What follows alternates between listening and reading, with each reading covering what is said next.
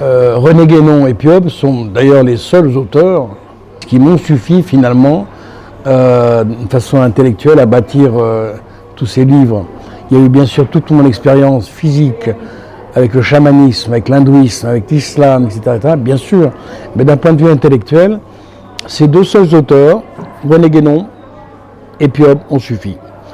Tous deux très complémentaires, très différents. René Guénon, c'est, je dirais, c'est la bienveillance de Dieu. Et Piob, je dirais, c'est la rigueur de Dieu. Je viens de dire là les noms des deux colonnes de la Kabbale. Alors René Guénon, c'est quelqu'un qu'on lit, au début on ne comprend rien. Quand on est jeune, quand on lit Guénon, on ne comprend rien. La deuxième lecture, on comprend un peu, la troisième un peu plus, la quatrième encore plus. On dirait que c'est une œuvre qui passe par transfusion sanguine. Hein. C'est vraiment ça, le René Guénon. René Guénon, donc pour les gens qui ne connaissent pas, c'est un très grand auteur français, un très grand ésotériste français qui a préféré très rapidement, avant la Deuxième Guerre mondiale, aller vivre au Caire et devenir musulman. C'est là où il était le mieux. Et puis l'autre auteur, c'est Piob. Alors Piob, c'est tout à fait autre chose.